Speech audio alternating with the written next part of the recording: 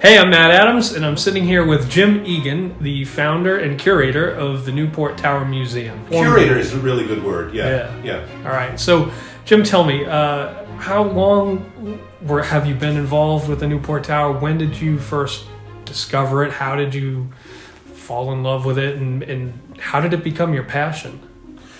Well, I was a member of New England Antiquities Research Association back in the late 1980s, and we studied lithic stone structures all around New England. This is the weirdest one. Nobody knows who built it, and it's like got 8 pillars and this stone construction.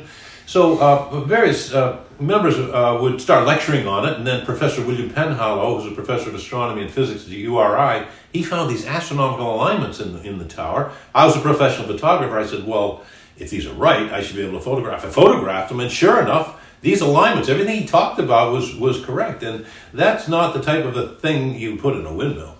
So I started researching and found out that in 1583, Queen Elizabeth deeded all of North America to one guy. His name was Sir Humphrey Gilbert. He came across with 260 men and 5 ships to colonize Narragansett Bay right here, and it's written in the history books and everything, but everyone kind of ignores it because on the mission over here he drowned. He never made it. But a year earlier, he'd sent a preliminary expedition, and 3 years before that, he had sent a mapping expedition, and I claim they came and built this tower to be the city center of this colony, but it later failed, and Queen Elizabeth then deeded all of North America to his Sir Humphrey Gilbert's younger half-brother, whose name was Sir Walter Raleigh, who decided to go further south where there was a longer growing season for tobacco. And this tower got abandoned, wasn't found until the 1600s, and so taking the story from there, it just sort of developed. So I studied the history, Elizabethan history, colonial history, history of Rhode Island, and also the history of thought in the Renaissance with regards to various subjects like mathematics, geometry, optics, and the whole thing just became a passion of mine. And I got so excited. I sold my photography studio after writing the 20 books, and then I opened up this museum, and I've had 10,000 people in the last 10 years from every country in Europe and every state in America. I'm having a lot of fun with it, but it's still a lot to try to understand because it's such deep history. So it was the history and the certain fields of science and all of that, astronomy, that got you, that really piqued your passion? Yeah, well, each one for astronomy and even astrology. I had to learn about astrology, but also optics, the science of perspectiva, where our eyes, a perspective, how we see things. But also mathematics and geometry, and these are things that people have been fascinated with for years, particularly in Renaissance times. And so I had to sort of brush up on a lot of that stuff to understand where it was all coming from. Mm-hmm. But the main other thing that people don't realize is that the people of olden times, they love to riddle, they love to tell jokes, they love to hide things. And so there are all these clues, you got to piece things together, and it becomes a story that just blossoms like a flower in spring. So you said you wrote 20 books? Yes. This is just one stone tower. How did you possibly come up with 20 books worth of material? Well, my first 8 books were a series that I did of the different subjects: colonial history, the history of the tower as it was known, the various theories, and then Elizabethan history, and then this fellow who I claim designed the tower, John Dee, story of his life. So there were all these chapters, and I synthesized it into one book, and I call it Elizabethan America.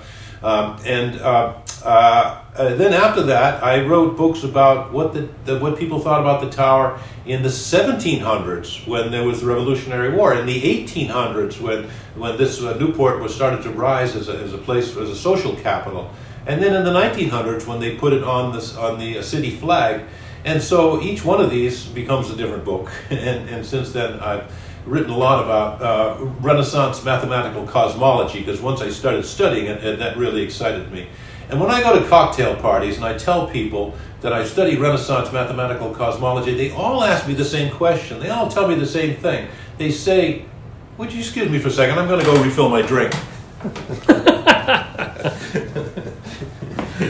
But I find it fascinating, and that's what's important. Right.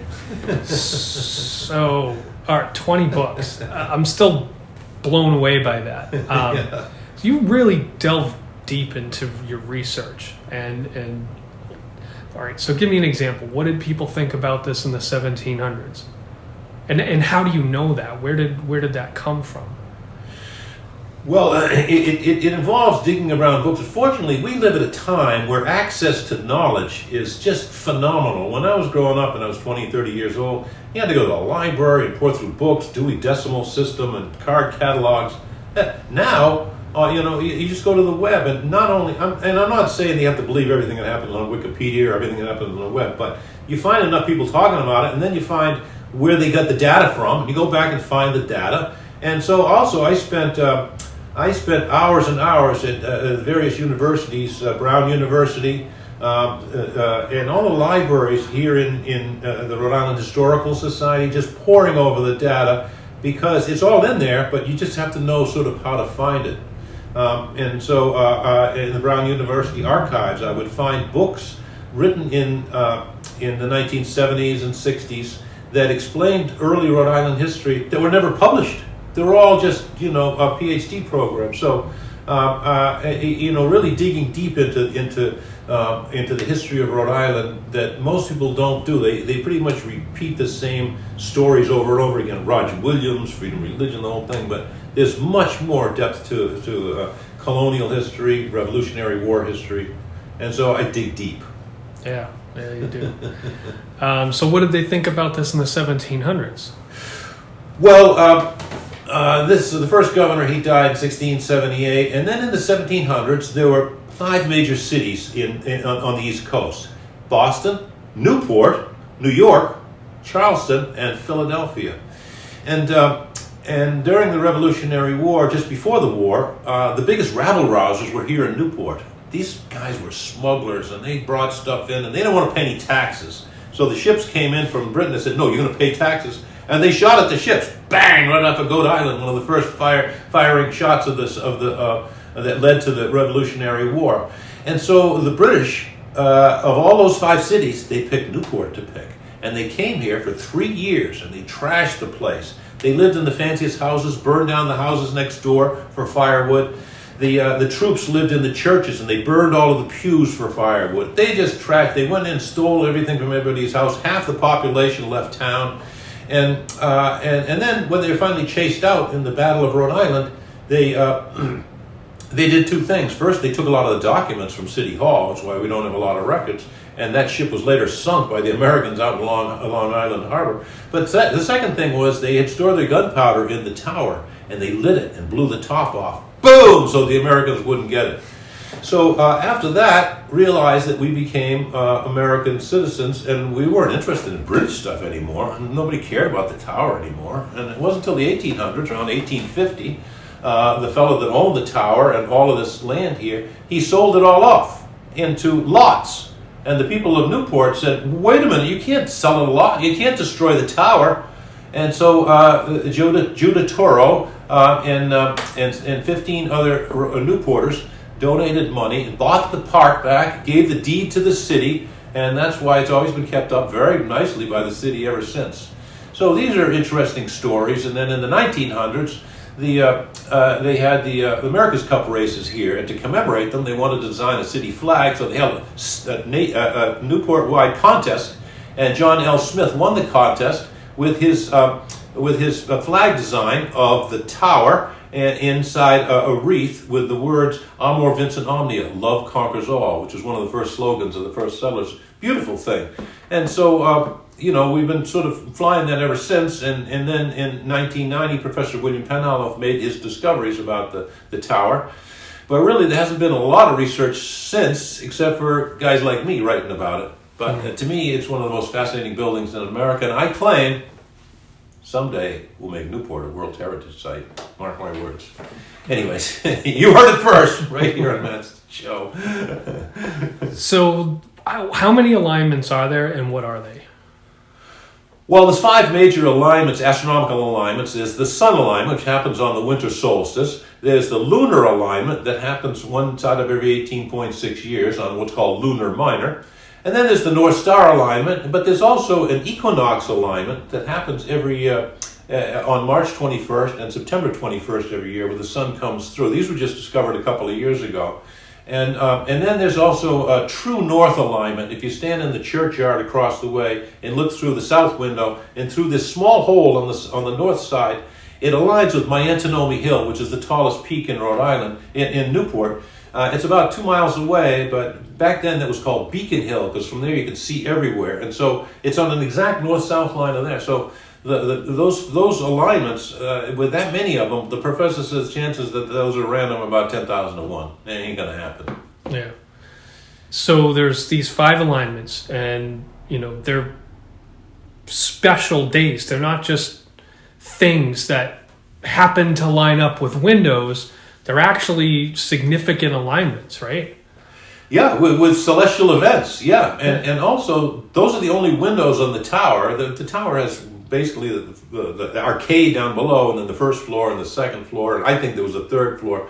But there are a limited number of windows. There's only like 3 windows on the first floor, and then two on the second floor, another couple way up at the top. So there's a limited number of fenestrations, as they say, for this to actually happen. That's what makes it unique. It's not like you got all these windows and you're bound to get something happen. No. And they're all different sizes and different heights above the ground. So you can see that this is clearly done intentionally.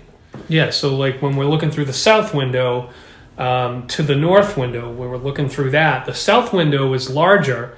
The north window is a lot smaller. And that's where the lunar minor alignment is, the 18.6 years. Yep. That would be really, really, really, really difficult to catch in its own right, accidentally. Oh yeah, it's not going to happen. Yeah. The fact that one alone is there, or even the winter solstice one. Yeah. Each one. Any one of them. Right. To catch that specific thing in that specific way would be a hell of a coincidence. And then to have 5 of them, I really just find it unbelievable that if this was a windmill, like the official story is, that would accidentally be built into it. And if it wasn't accidentally built into it, then why would somebody encode that into a windmill? Right, anyways, yeah. Just those 2 questions alone make you wonder a little bit more about it. Yeah. But the historians have another solution to it. They just ignore all the astronomy altogether. Right. They think that nobody knows what they don't they're even talking ask about. questions. But nowadays we're not as attuned to the movements of the sun, moon, and stars as they were in olden times, when that's pretty much all they had at night. There were thousands of stars all over Europe. You could see as many stars as you see down in the southwest. We don't see those stars today, and we're not really concerned with where the sun comes up on the horizon anymore. But people were very attuned to that back in olden days. They're not random alignments. They're significant alignments. They're not just this is what happens to appear in the window. Right. They're very specific. Yeah. So moving on from the alignments.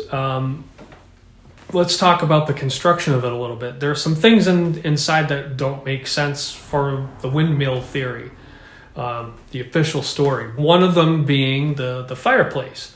Now, why wouldn't you have a fireplace in a flour mill? Wouldn't you want to stay warm while you were working in the winter? Well, there's a problem with that, Matty Mac. The problem is flour powder is more explosive than gunpowder. You get spontaneous combustion if it's all in a small area, and the whole thing all of a sudden will just boom explode. And it sounds weird because we don't have that in New England, but all across the Midwest they spend thousands and thousands of dollars of fire suppression systems in silos. And I've actually, if you go on YouTube and type in exploding silos, and it's a nice little farmyard, and all of a sudden you look in the back, it's like boom, the silo explodes into nothing. So it would be very rare to have a fireplace in there. You might want to maybe make a fireplace and get the thing warm to start with, before you start milling. But if you have one little spark in there, you're going to blow your head off. So it's very unusual. But there's 5 basic reasons why I don't think it's a windmill. Basically, in colonial times, all the windmills were made out of wood. They tapered to the top because they had a turret that had to face the blades towards the wind. Well, this doesn't have a turret. If it was a turret on this, it would be 24 feet in diameter. You wouldn't be able to move it around. And then there's a horizontal shaft that goes to a vertical shaft. And then there's 2 stones. The top one grinds against the first, and you pour the corn in, and all the corn comes out the side. Well, if the windmill is blowing the wind, all your corn's going to blow away. Why would you have an open arcade in a windmill? And some say, well, maybe they had the stones up on the first floor where there's very strong beams in there. But that puts it 8 feet away from the fireplace, and it's also, did you ever try and carry a sack of grain up a ladder to get up to the first floor, or back down again, backwards? You know, it's like, why? You know, and also, these stones have to be dressed or carved, recarved every year. And so to take stones down and up is like, yeah, that doesn't even make any sense. But the main reason is I had 30 engineers. They came to the Hotel Viking for a show, a convention. And I told them that about the theory that it was built as a windmill, and they just laughed at me. They said, no. If the wind's blowing right at these huge sails, that's fine. But the minute the wind blows to the side, you get torque, you get sideways twist. And it would twist a cylinder right off of all of those pillars. They'd fall over like dominoes. And they're like, there's no way anybody would build a tower like that. Plus, the connection between the cylinder on the top and the pillars is what they call a static connection. It's just like glued on with mortar. And when a static connection breaks, it's broken. It's like there's no fixing it. That's why they used wooden pegs in these windmills and ships. They would allow a little creaking, a little movement. That was okay. It's like the difference between rivets and welding. And so this doesn't have any rebar in it. It's not any, there's nothing solid. It's just stacked stones with the mortar inside of it. And they said, no, we'd be crazy enough to build that as a windmill. Anyway, that was their idea. So it really convinced me. It's like, that ain't even close to being right. Oh, look, we've got a spider. The things that happen during interviews. All right, so what is this? What are we looking at here? Well, the engineers told me that this would twist and spin right off. And this is how it normally would be. Right. But if it had a windmill on it, the torque would twist it right off and everything would fall like that. Wow. Do. Yeah, because that's not enough support. Right. For the wind blowing. They just would tilt all over. Yeah, that's crazy. And this one here, the side. That's kind of the same, but yeah, I did some test shots of it. Nice. All right, so we've been talking about some of the ideas that sort of dismiss the official story. Yes. All right, let's get back more into the history of what you think it is and who you think made it. So your idea is very different than some of the ideas that have been floated around, like the Vikings. And just real quick, why did that theory come about? Why do people think that this might be Viking? Well, the Viking theory came about in the mid-1800s when Charles Christian Raffin, a scholar from Scandinavia, saw pictures of the tower, and they weren't even very good drawings. They were just drawings, and he said, yeah, that could have been a Viking tower, and he published it. And so Longfellow wrote a poem called Skeleton and Armor about the Viking tower, and I built the tower to be a bower for my... And so it became part of the cultural milieu. That's why you have the Viking Hotel and Viking cleaners and Viking... bus tours, and our football team is the Newport Vikings, and so it's romantic, it sounds sexy. But what I found was this: the Scandinavians think the Vikings built it, the Templars think the Templars built it, the Chinese think the Chinese built it, the Portuguese think the Portuguese. Everyone comes to the tower with their own theory. So I said, I'm not going to do anything. I'm going to just get the facts from what I know and just build and find a trail of clues.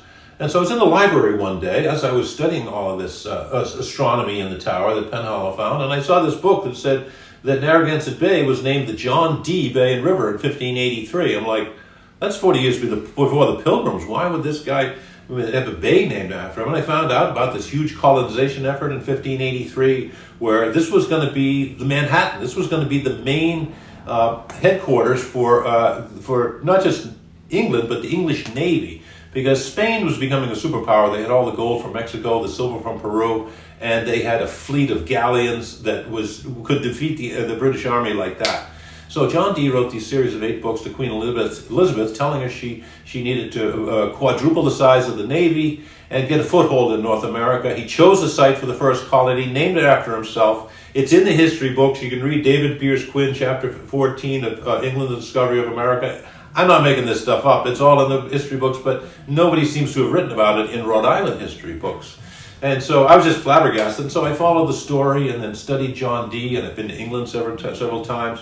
I've been to where Dee lived and studied where the first governor, Benedict Arnold, lived, and basically explored what their writings were. John Dee wrote 40 books. And so I translated 5 of the books from Latin into English. or from Elizabethan English into English.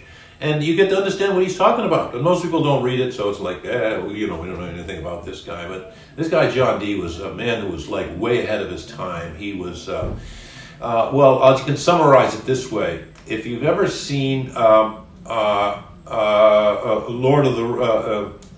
if you've ever seen Lord of the Rings, Lord of the Rings, he is Gandalf, the guy who studies books and the whole thing. If you've ever seen Harry Potter's book, he is Dumbledore.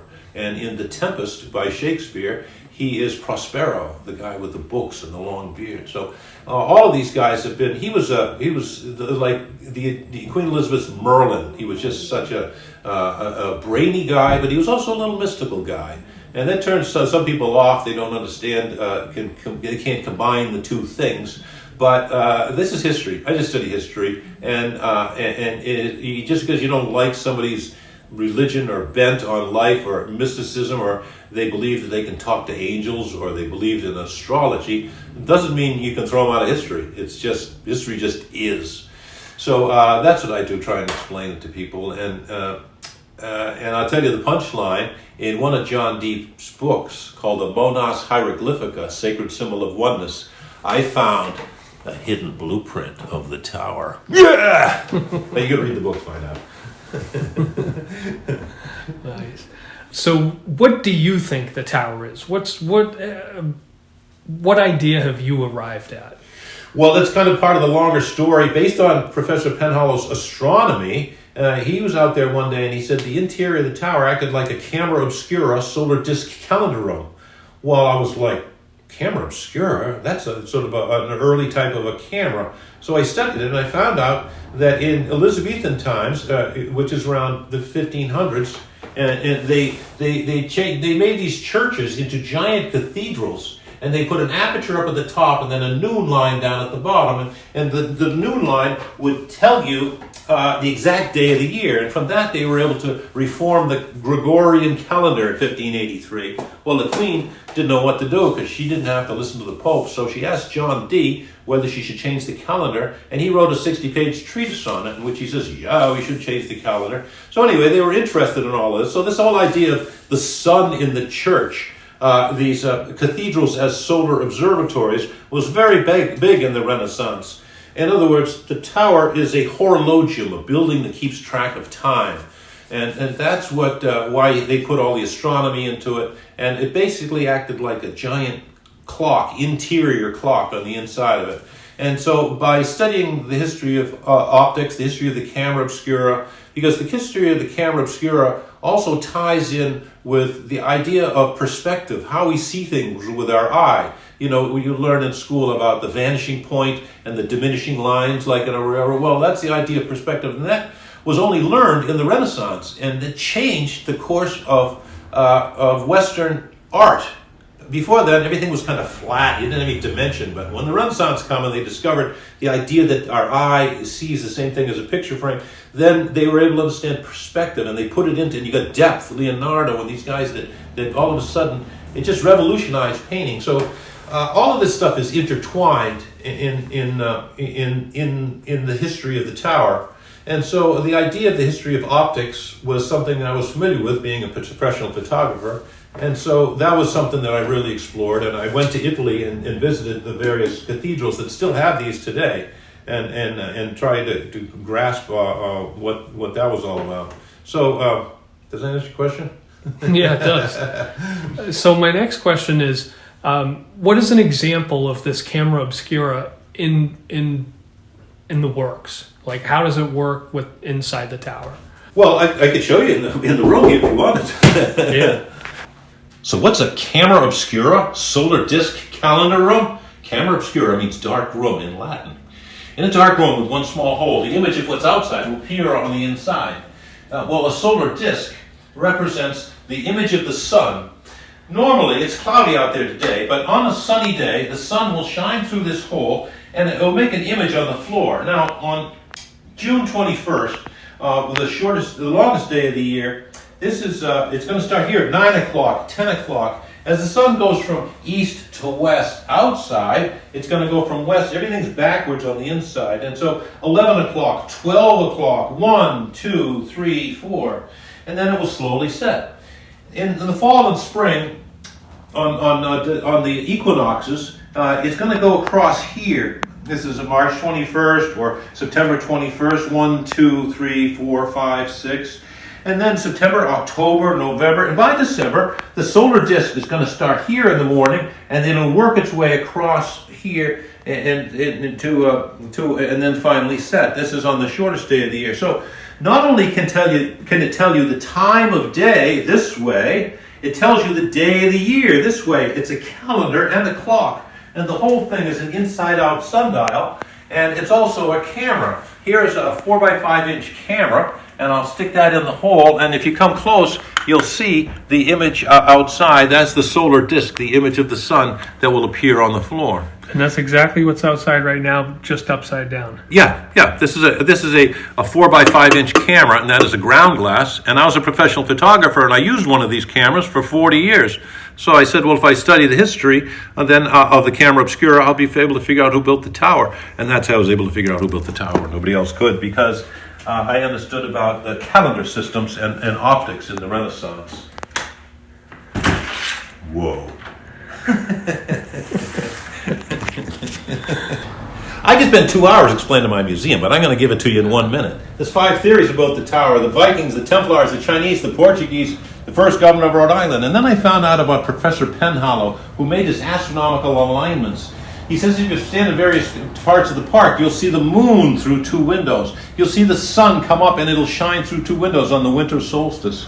And then they found more discoveries about the tower, and that it acted sort of like a camera obscura, like these giant cathedrals did, and it made what's called a meridiana line, where they were able to tell time. Then one day I was in the library and I saw that this guy John Dee, D-E-E, was the fellow who the bay was named, Narragansett Bay was named after in 1583, and there was this effort to colonize the New World by Sir Humphrey Gilbert, and he came across with 280 men, but unfortunately he drowned. But I claim the tower got built by his assistant Anthony Brigham, who came over in 1582. And so he wrote over 40 books, and one of the books here he explains that the lights of heavens in architecture sometimes are set up so that they go through certain windows from certain quarters of the world. And he wrote this book. He wrote 40 books. The first English translation of Euclid's Elements. This is a book called Propedumata Aphoristica, Preparatory Aphorisms, and he invents this little symbol which is called his monas symbol. And then he writes the Monas Hieroglyphica, sacred symbol of oneness. And here he puts the monas symbol inside this egg shape, and he explains mathematically how the world is created. He calls this, thus the world was created, this chart. Anyway, by translating his book from Latin into English, I was able to decipher what his mathematical cosmology, what he thought of the world. This is the Latin translation of it, and I translated it into English. And in this book, I found a hidden blueprint for the tower. Yeah, well, it's based on mathematics and geometry. Come on into the back room, the Sanctum Sanctorum. Not many people get to come in here, but you do get a special private tour. And I found out that what John Dee discovered about number and about geometry in the 1500s was the exact same thing that Buckminster Fuller, who was an American architect in the 1950s, discovered in the 1950s. He wrote these 2 books on it called Synergetics. And what he discovered about geometry, about mathematics, and particularly about prime numbers was the exact same thing that John Dee discovered. And the whole thing has to do with numbers, but and optics, and how we see, our eye sees as a miniature camera obscura. And so all of my work is based on Elizabethan history, Rhode Island history, New England history, John Dee, the history of mathematics, optics, and time. And here's the hidden blueprint for the tower. Basically, the tower is based on Dee's little monas symbol itself. The monas symbol is the symbol is the proportions of the tower, and this is what I claim the tower originally looked like. Underneath each of these pillars, 3.5 tons of stone that goes 4 feet down to bedrock.